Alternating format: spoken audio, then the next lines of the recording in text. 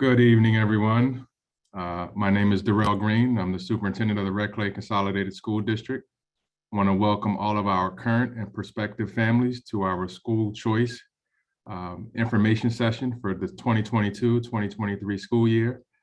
This is an opportunity for our families, both again, our current families and prospective families who are looking to find out more about the choice process, learning about timelines, transportation and other deadlines and such as we open up this upcoming 2022-2023 school choice season starting next week. So we have a lot of information to share with you this evening. You'll have a wonderful opportunity to answer questions as it relates to the choice process. And again, this is specific to the choice process. Again, outlining the details and helping alleviate or answer any questions that you may have as current choice families or prospective choice families for the options that we have throughout Red Clay. We're excited about, again, the vast variety of programs that we offer in our school district. So hopefully tonight, this will kick off our choice season again, helping answer any questions that you may have to navigate the process in a more streamlined and effective way. So with that being said, I will turn it over at this point to Ms. Christine Bewley, who oversees our choice process at the choice office. So Ms. Bewley, please take it away. Thank you, Mr. Green, and welcome everybody. Thank you for joining us this evening in Zoom, but we're happy that you are here to join and learn about the school choice process. So just a little overview of how we're going to work this evening. I'm going to go through some process. We're going to talk about some of our schools. We're going to talk about our application process. We are going to ask that you use the Q&A question button if you have any questions. Unfortunately, the raise hand feature, we won't be promoting people to ask individual questions, but we're asking that you put any questions you have in the Q&A section. I have two monitors here this evening with me as well. So we're going to take little breaks as the evening goes on, and any questions that are put in the Q&A section, they're going to prompt the question, and then hopefully we'll be able to answer it for you this evening. If there are specific student questions, we may not answer them live this evening. We may take your name or ask that we get back to you after the session. So if you have something that's very student specific, feel free to ask it in Q&A. Other folks won't be able to see it except those here. And after this session, if you have any questions, always feel free to call the choice office and we can work with you one-on-one directly. So getting into school choice. What school choice is, for those of you who may be new to the process, some of you may be seasoned parents at this by now, but what school choice is, it gives expanded educational options for your child. So if you live in an area and you love your neighborhood school, choice isn't for you. If you feel that a school might be a better fit for your child, I'm a parent of three myself. I have one child who utilizes the choice process to go to a school that is the best fit for him. And my middle daughter goes to her attendance zone school because she is that neighborhood kid who wants to go to school with the kids who live around the corner and rides her bike to school. So she's not the candidate for school choice. But my son has utilized the choice process and it works for him because he's in a school that best fits his needs at this point. So choice gives you that option to be able to apply to any Delaware school in the state or charter school. All Delaware schools are eligible to participate in the program. We take applications for all of our schools. And unfortunately, some of our schools may be more popular than we have seats available. So we abide by the Delaware school choice law. So students could be waitlisted or denied applications at schools that are 85% capacity or above. And that's a Delaware state choice law number. We don't make that up within Red Clay. The 85% capacity or above comes into play to make sure we have appropriate class sizes that parts of the building can handle, students, cafeterias, those kind of things. So as we go through this process, we wish we had a seat for every student who wants to go to each individual school, but there is a chance that a child may be waitlisted along the way. So looking at some of our Red Clay offerings that we have, for those of you who may have little ones, I'm going to kind of put this in here now. Our early years program is our pre-K program. So this process that I'm going to talk about in these timelines that I'm going to go over this evening don't apply to our early years program. The application process is very, very similar. So if you want to stick with us for the rest of the hour or so, feel free to do so. But just know that the Red Clay Early Years Pre-K application process doesn't open until March 1st. So, if you want to stick with us and start thinking about kindergarten, great. If just know that this process we're talking about doesn't apply to the early years students right now, and they are our 3- and 4-year-olds. So looking at our schools, we have quite a few different configurations of schools within Red Clay. So up on the screen that you can see right now are our traditional elementary schools, our K-5. So you come into kindergarten, you're there till 5th grade. And one of the questions that we get quite often is, if I choice into a school in kindergarten, do I need to choice every year? And that answer is no. Once you're accepted for choice, you stay within that building until what we call break grade. I know it's a confusing term for a lot of parents, but if you choice into kindergarten, you're in that school until 5th grade, as long as your child abides by the choice rules, coming to school, that you don't have excessive absenteeism, those kind of things. So these are our traditional elementary schools within Red Clay. We have a couple of different models that break out from that traditional elementary model. So our community campus is Shortlidge and Warner. So the students that go to Shortlidge for kindergarten to 2nd grade, and then they move over to Warner for 3rd to 5th. So Shortlidge focuses on the real little guys, those K-2 students, and then they transition to the 3 to 5s, as the kids are maturing a little bit in elementary school. So that's what we consider our community campus model. Our school-wide Spanish immersion program is at Lewis Dual Language Elementary School. So if I go back a slide, Lewis wasn't listed as one of our traditional K-5 schools. Lewis is our full dual language program. So every student in Lewis right now is receiving dual language in Spanish. So they receive instruction in both English and Spanish throughout the day, and every student within that building is receiving that instruction. And as you see the next little section there, the elementary immersion Strand program, we have Chinese immersion at Linden Hill Elementary and Spanish immersion Strand at Marbrook.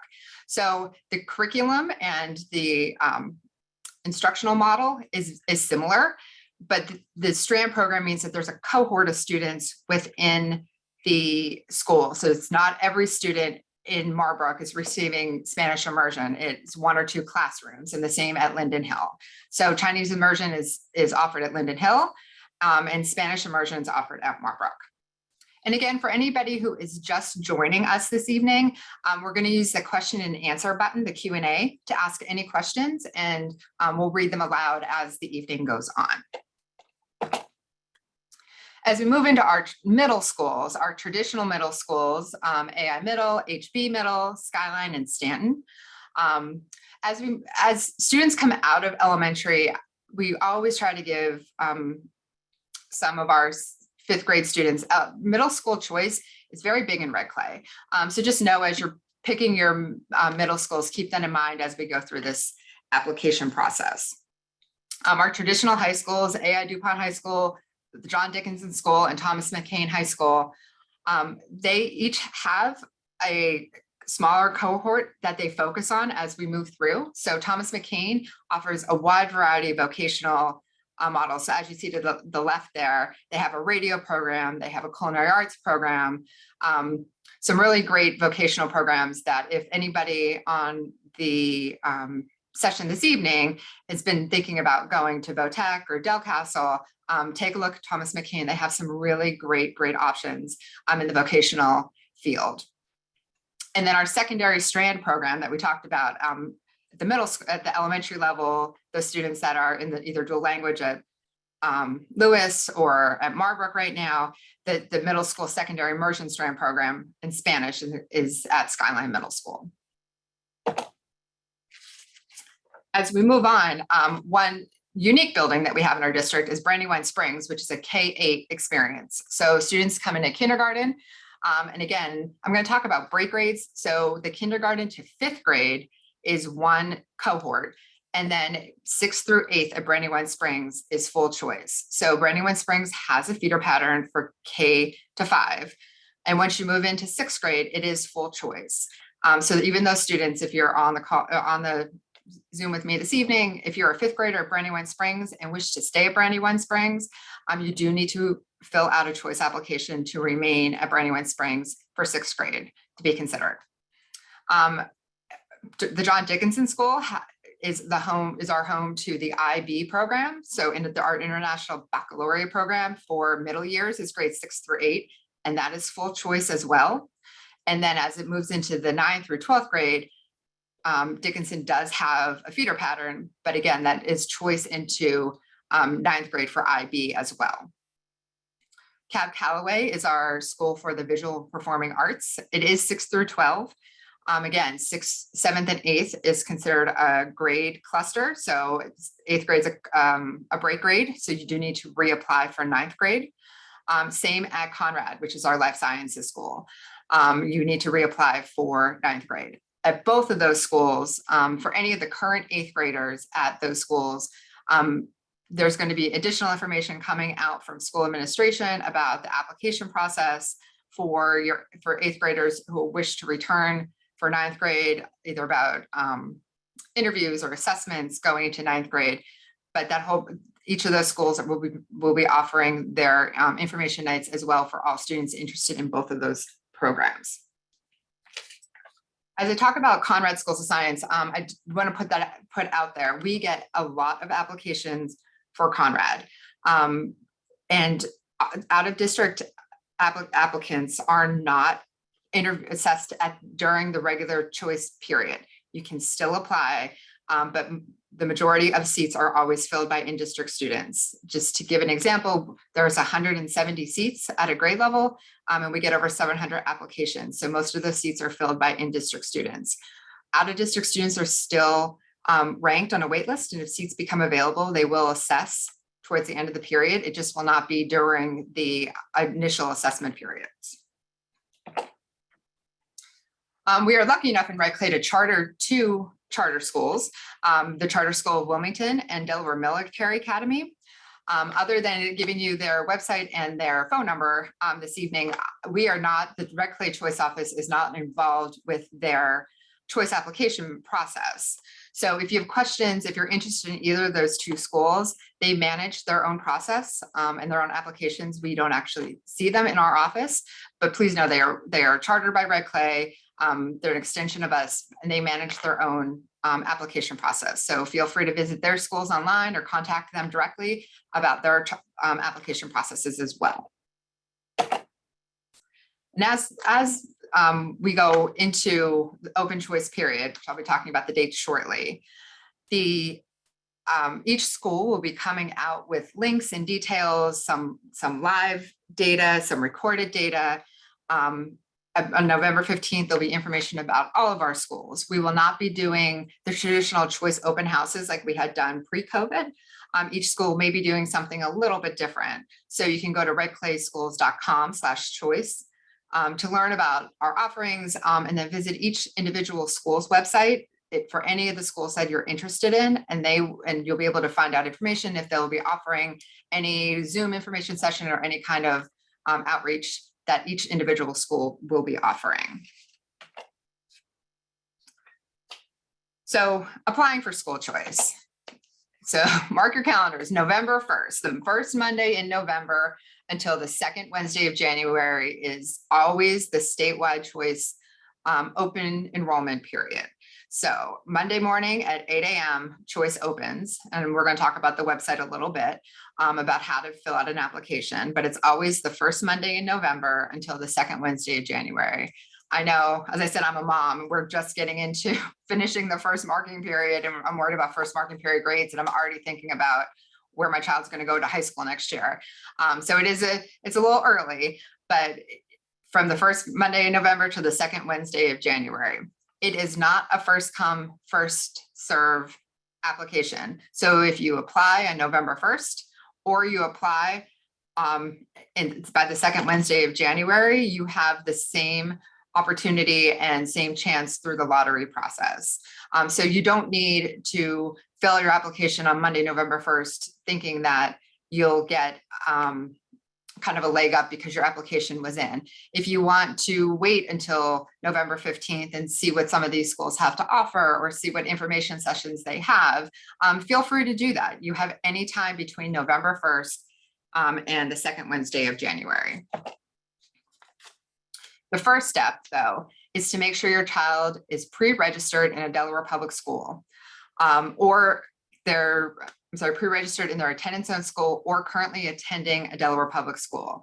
So that can be a red clay school, that can be a charter school. Your child can currently be attending in school in Christina School District. That's completely fine. They're currently attending a Delaware public school, and all charter schools are public schools. The folks who do need to pre-register is anybody who is currently being homeschooled, anybody currently attending a private school, or starting school for the first time, saying coming into kindergarten. You must pre-register first at your attendance zone school before your choice application will be considered. So there's two ways to do that.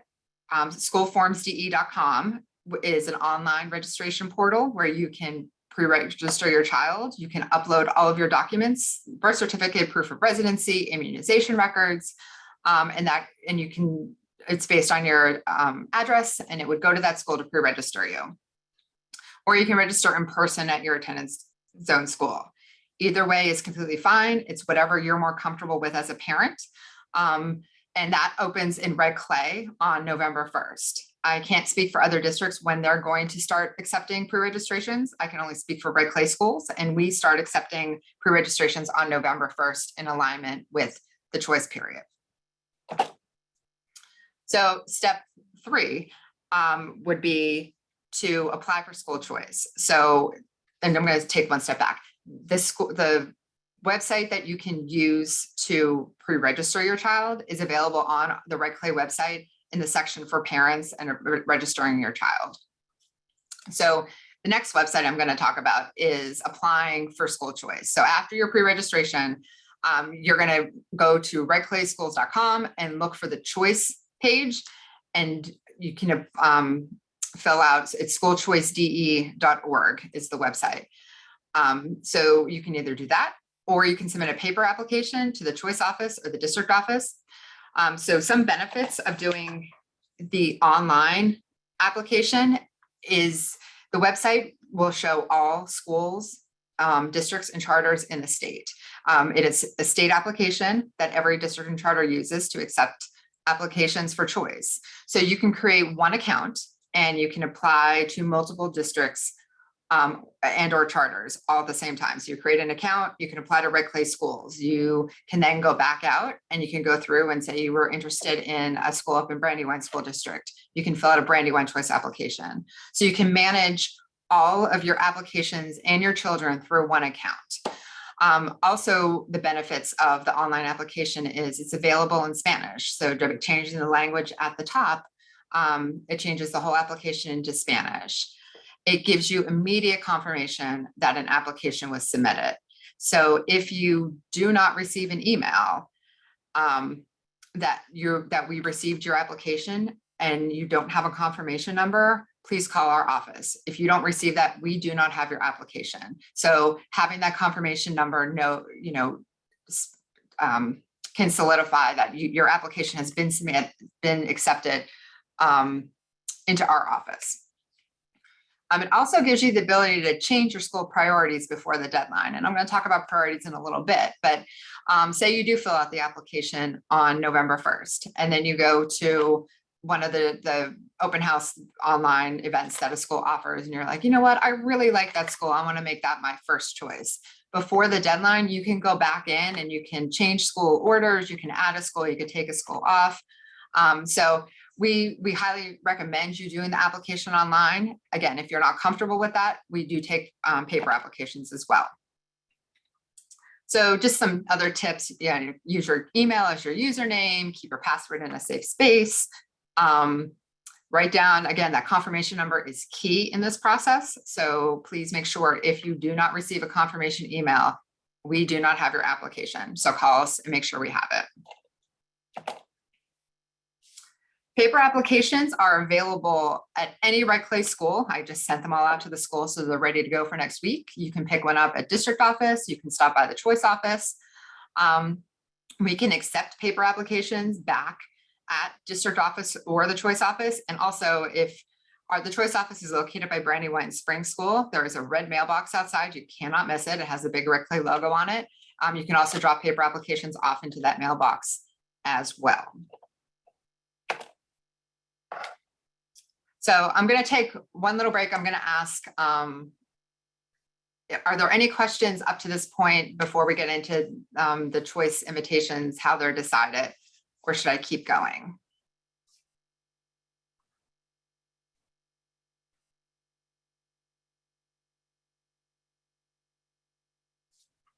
Okay, I'm going to keep going. Donna, if there's anything, feel free to interrupt me.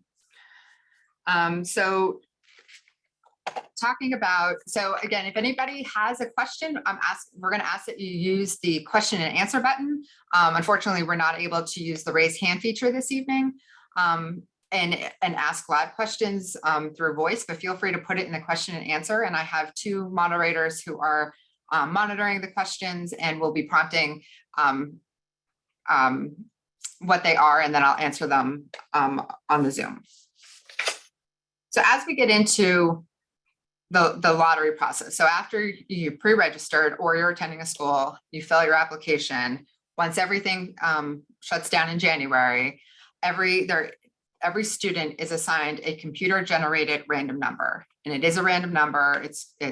We don't go through and assign. We have 4,000 applications. A computer-generated random number is assigned to each application. From there, the preferences are assigned. So a returning student would have returning student preference if they're going from 5th to 6th grade at Brandywine Springs or 8th to 9th grade at Conrad. So if you are a current student in the building and you're applying to stay in that building, and it's usually because of the break grades within those programs that span within one building, that would be a returning student preference. Then it goes into students who are applying for a program who live within the school's attendance zone. So that applies for like Dickinson IB program. So even though the 6th through 8th grade IB students are all full choice, there is an attendance zone for that school. So if they are applying for Dickinson IB and they currently live in what would be the high school attendance zone, they would get preference for a program because they live within that attendance zone. After that, it's in-district siblings of returning in-district students. This means that you have a student who will be in that school next year and another student who you're applying to come into that school. So if you have a current 5th grader at Mote Elementary and they are moving on to middle school and you have an incoming kindergartner, that kindergartner will not receive returning student preference. That is not considered a returning student because the older sibling will not still be in that school. After that, it's out of district siblings of returning out of district students. And then it goes on to in-district students, and out of district students would be the last preference. As we talk about the lottery, if more students apply than seats are available, students are placed on a ranked wait list. So when in February, just because you may receive a waitlist notification does not mean that your student will not receive an invitation over time. We continue to invite off the waitlist up until the first day of school, and we do that usually by making phone calls. So it's really, really important that as you fill out the application, you use the best phone number that you have available for us to reach you. We often hit snags with contacting parents because of phone numbers that don't work. So just make sure you give us a really great phone number so that we would be able to contact you.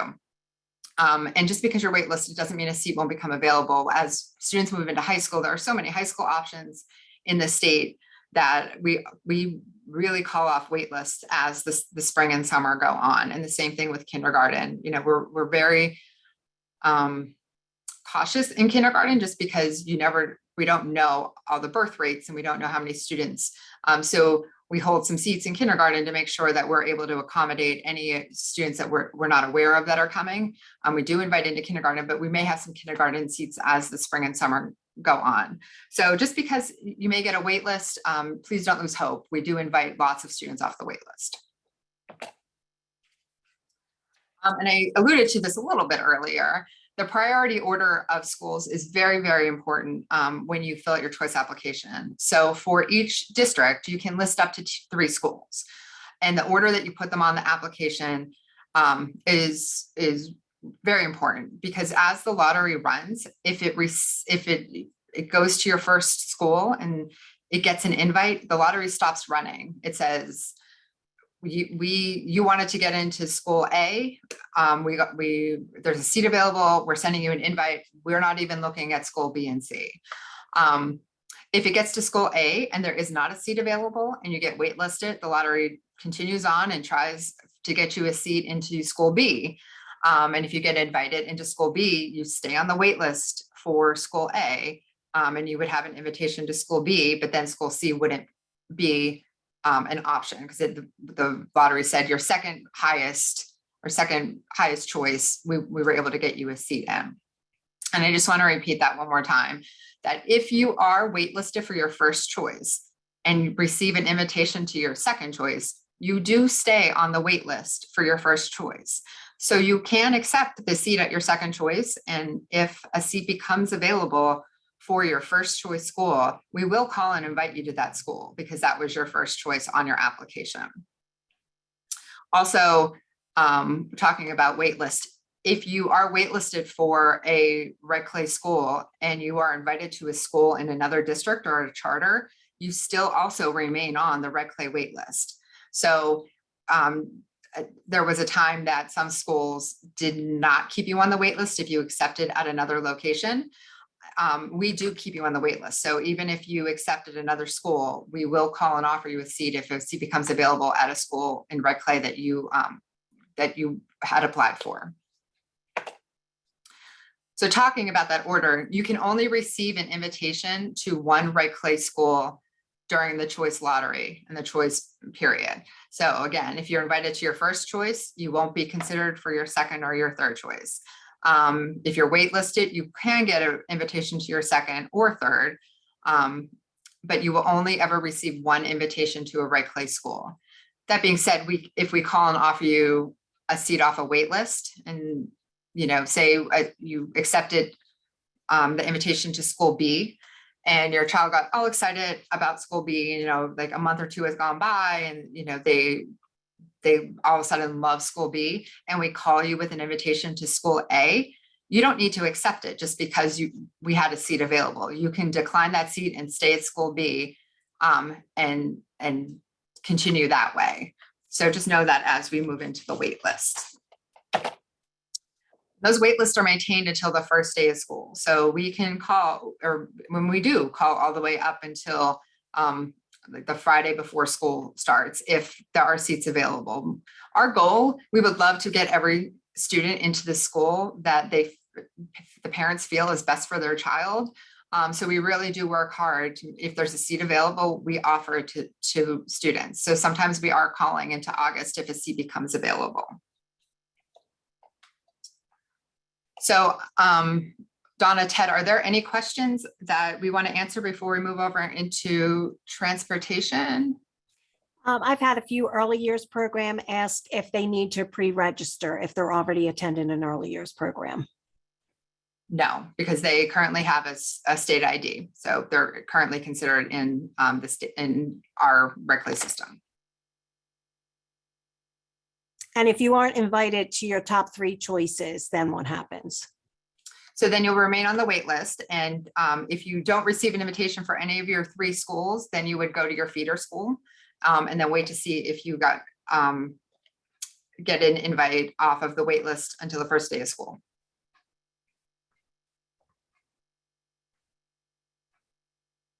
Can you explain a little bit more about what does in-district mean as far as out of district? So the in-district preference is given to students who address that is currently on file where their student is attending is within the red clay feeder pattern. So if your attendance zone school is any of our red clay schools, with the address that's currently on file with your child at their school. So if your child currently attends the Christina School District through choice and their address is red clay, you will get red clay in district preference. If your child attends a red clay school through choice, but your address is Christina, your home address, that would be out of district preference.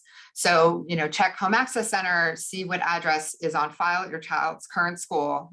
That's the only way for us to be consistent across the board and have the system apply in district and out of district preference. If a parent has joint custody and you want them to use the red clay address, you must update it with the school that your child is currently attending. Is there a chance my child will be taken off the wait list after the first day of school? Now, by Delaware school choice law, the wait list expires on the first day of school. So we are no longer able to use any wait list after the first day of school.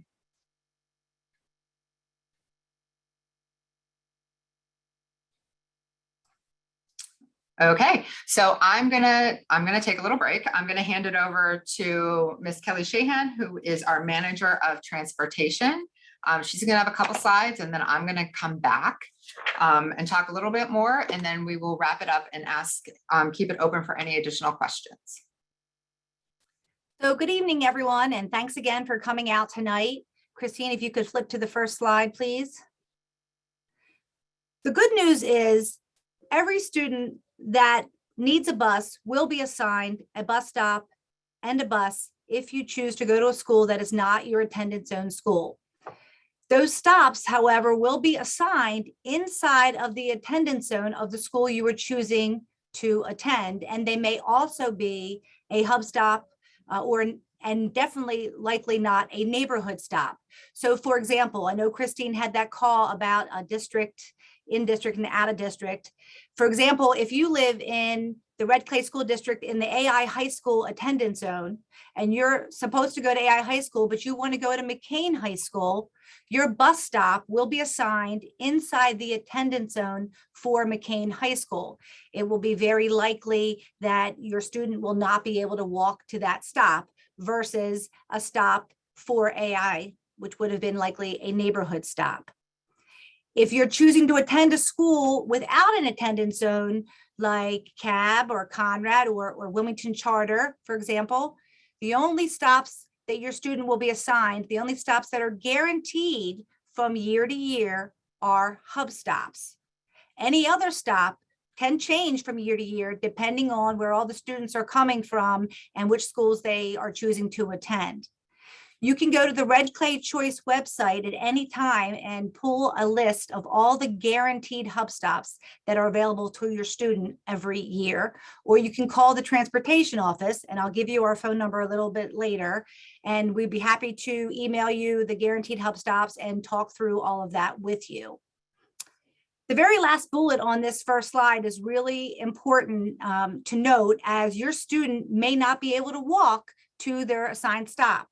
Your student might be assigned a choice bus stop that is a hub stop. And if you, the parent, feel that it's not a safe walk to get to that stop, it is our expectation that you will either walk with your student or drive your student to the stop or drive your student to school. So next slide, please, Christine. So following up on that last bullet point from the previous slide, when you accept your choice placement, one of the very last things that you have to do is read a question that basically says, you as the parent understand it is your responsibility to either drive your child to the assigned choice stop or drive your child to school if you do not feel that your child can walk safely to the stop that they are assigned. And with that, I cannot emphasize enough that choice bus stops are much different than your attendance zone bus stop. So I'll give you another example. If you live in Stanton's attendance zone and you want to go to Stanton, you will likely get a bus stop right at the entrance to your neighborhood. If you are in Stanton's attendance zone and you want to go to HB Middle School, you will likely be assigned a hub stop, and it could be at the PAL Center in Hockessin.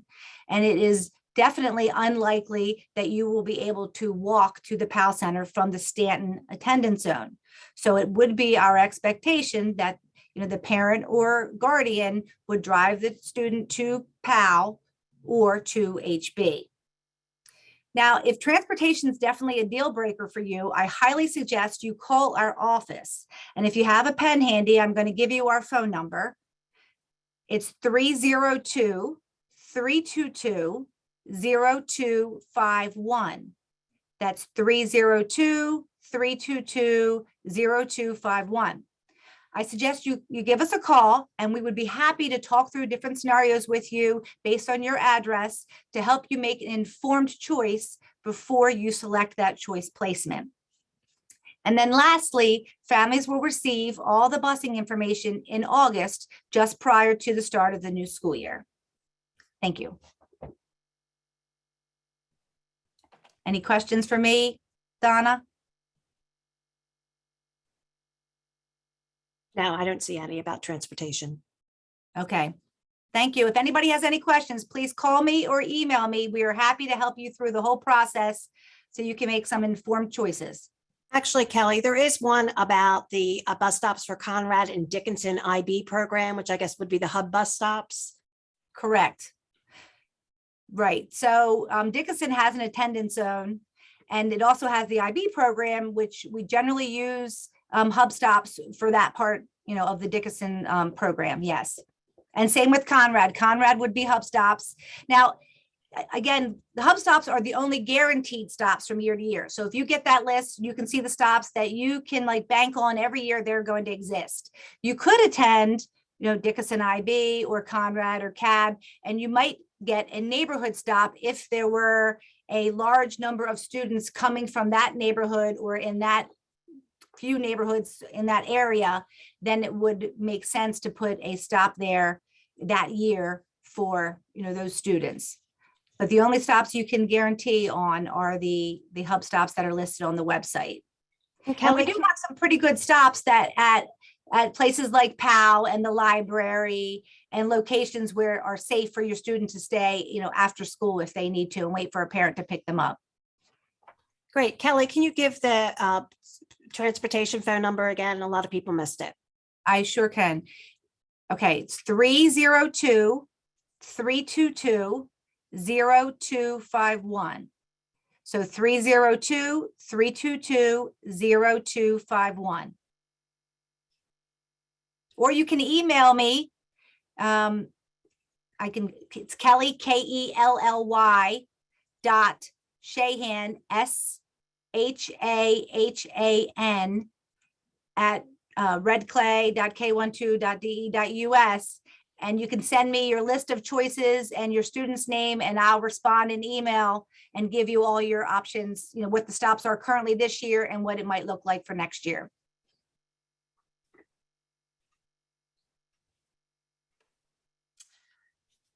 Anything else for Kelly, Donna? No, that's it. Okay, Kelly, thank you so much. Kelly will be sticking around to the end as well. And then we'll go through any of the additional question and answers and see if there's anything else that we may want to pick Kelly's brain about while we still have her. So as you're filling out your application, one of the questions that I was looking at is, do you need to put your feeder school on the choice application? And you do not. And in fact, we go through, and if you list your feeder school, we take it off the application because if you don't get into any of your schools, you automatically default to your application. And there was a question about the community campus model for Shortlidge and Warner. So if you are at Shortlidge, you are considered higher going into the Warner choice process as we move on to there. So some of our top questions that we receive all the time. So Donna and I kind of did a brain, like, what are the questions do we get often? And I know I touched on these and I just want to reiterate them again. So do I need to pre-register at my attendance zone school?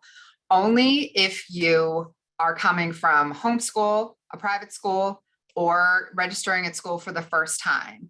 So if you are attending a choice, if you're at a charter school right now and you're going into 6th grade and you're interested in applying to Conrad, you do not need to go to your attendance zone school within Red Clay to fill an app to pre-register. You're already registered in a Delaware state public school, and we can get your ID and your address that's currently on file because it's a statewide school choice system, the school choice DE. We're able to get that information.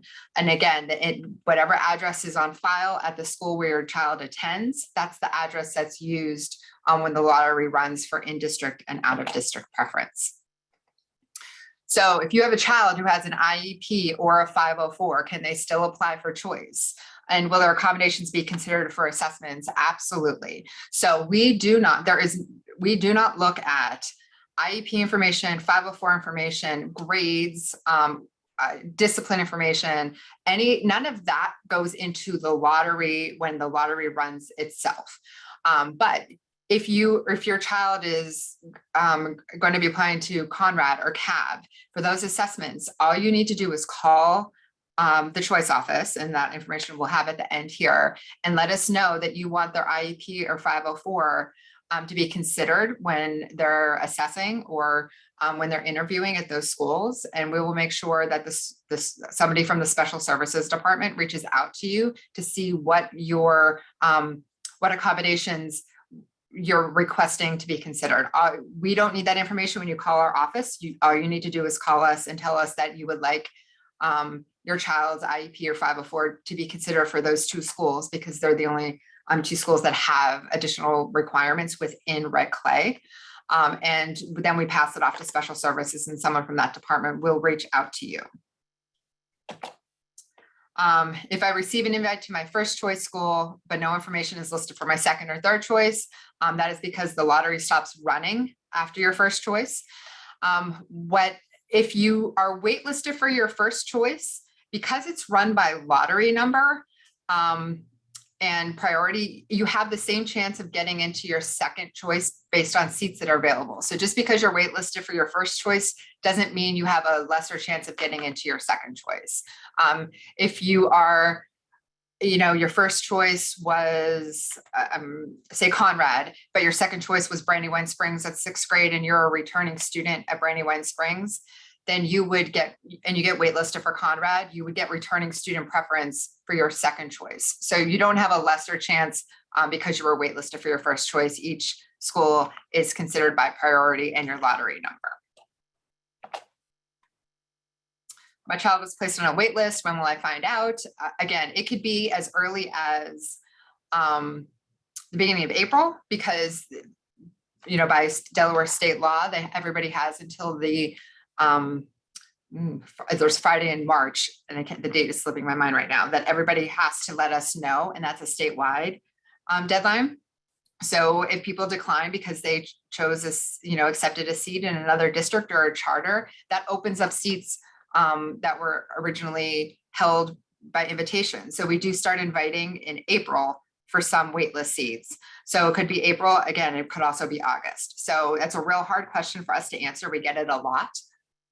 If you are waitlisted, feel free to call our office and ask where your child is on the wait list, and we'll be more than happy to give you their wait list number. It's not a secret. We will let you know, or if you're number 2 or you're number 222 on a wait list. So feel free, if you get waitlisted, to call our office, and we'll be more than happy to share that information with you. So our timeline here, November 1st, so Monday, our office gets real busy, and we love to hear from you. So we love to see those applications come in. So you can start applying November 1st. What I don't have on here is that November 15th is when all of our schools will have information, excuse me, out on their websites. There may be some in-person opportunities, a lot of Zoom opportunities. There might be videos. Right now, every school is working on what their process is going to be. So November 15th, make sure you check back for all of that. January 12th, the application closes at midnight or 11:59. So you have until 11:59 on January 12th to get an application in or modify anything. Please, please don't wait until January 12th, especially after 4 p.m. because nobody is here to answer your phone calls. If the application isn't received online by then or postmarked by the post office on January 12th, we can't consider it for the lottery. February 9th is school board action. So between January 12th and February 9th, we're finalizing, making sure we have, everyone's been pre-registered. We're linking IDs. If you don't have a pre-registration with an ID, we cannot process your choice application. And then February 9th, it goes to the school board. I present the school board with the lottery results and they review. And after their board action, notifications are sent out within 5 business days. This is another plug for doing the application online, because if you don't do the application online, you have to wait for a letter to come in the mail. If you applied online, we're able to send you your notification of invite, waitlist denied right through that email. So I'll just throw that plug in there one more time. And then August. So I didn't really talk about kindergarten a whole lot, but I do want to go back to it. Kindergarten applications are accepted until the first day of school. So we put that on here. But because a lot of kindergarten students have siblings and they get returning student preference, and we run the lottery at the same time, we run the lottery for all other schools at that time. If you're considering applying for kindergarten, we highly recommend that you do it before January 12th. Anybody who's put in by January 12th will be run through the lottery at the same time. And then anybody after January 12th, as those applications come in, if there is a wait list, they go to the bottom of the wait list because they weren't run through the lottery. They don't have a lottery number. So if you're looking at kindergarten, it's real good if you can apply before January 12th. Not saying that if you decide after January 12th to apply, you can absolutely submit an application. And if there's a seat available, we do invites. But if you're looking at some of our more popular schools or you have a sibling in the school, now's the time to get that application in during the regular choice window so that they can be included in that lottery. So I'm going to throw it back to Donna. Are there additional questions that we should answer for the group that's on the Zoom? If you are already choiced to a school and you're still completing choice paperwork, will you lose that choice spot? No. So you can say you are in 3rd grade and you at Brandywine Springs and you would like to apply for choice to go to Marbrook Elementary for 4th grade. You can fill out a choice application. Even if you get an invite, you will not lose your seat until you would accept that seat at the other school. Once you accept it, then it declines it, but you can apply for choice and your spot will still be held until you accept a seat, even if you're invited.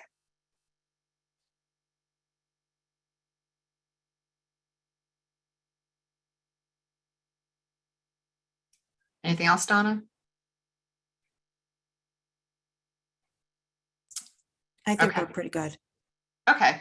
Again, the number here on the screen right now, 552-3789, that is our choice office. Our website, redclayschools.com/choice is where you can go to easily find the apply now button. Come Monday morning, that will be active. Once you go to that website, and if for those of you, a lot of you are probably familiar with the school choice DE. We used it last year around reopening and in-person or virtual learning. So it's the same website, but even though you had an account previously, all of those accounts get reset every year. So the first thing you'll need to do is create an account for yourself. And then after that, fill out your application for your child. So if you have a username or password from previous years, it will not be active. They get reset every year. So I just don't want people to be confused when they go in there. I'm going to scroll through and make sure that there's nothing else that we have here. So someone asked about IEP or 5 or 4. That's for students who receive special ed services or have a medical need that's documented with the district. I think we answered most of the questions here. We also have a website or an email address, choice@redclay.k12.de.us. So if we missed any of your questions this evening and you want to send a question to the email address, we'll be more than happy to get back to you with that. Like I said, we're here to help. We love walking parents through this process. It's what we do every day. And our goal, like I said, is to make sure, to try to get every student into a school that is the best fit for them. And we're here to help you through that process. So I think that's it. If there's nothing else at this time, Mr. Green, would you like to end the evening with any other last words? So thank you, Ms. Bewley and Ms. Shahan, again, understanding that there's a lot of information shared with you this evening. And there were several questions, that were put into the chat. Hopefully many of those questions were answered or responded to, but as Ms. Bewley just indicated, if your question didn't get clarified or didn't get answered, feel free to submit that question to the Red Clay Choice office or call 302-552-3789, or as well as the transportation number that was provided. And again, this is a process and an undertaking that might be new for some families, and maybe you might be familiar with it, but just have some questions as your children matriculate through the grades, again, as they're transitioning from 5th grade to 6th grade, or going from middle school to high school, or going from pre-K to kindergarten. And so as you have those questions, our staff are here to support you and navigate you through that. And if we don't have the answer, as Ms. Bewley indicated, we have a lot of desirable options, and unfortunately can't accommodate all those options. And with those desirable options and really trying to accommodate through transportation, again, the hub stop, which typically annually becomes a point of contention, understand that it's our way of accommodating, again, those desirable options, but doing it in an equitable manner to ensure that students who select those particular choice options do have access to transportation outside of their general feeder pattern schools. And if your choice option isn't selected, or if you're waitlisted, please by all means take a clean or a detailed look at your feeder school.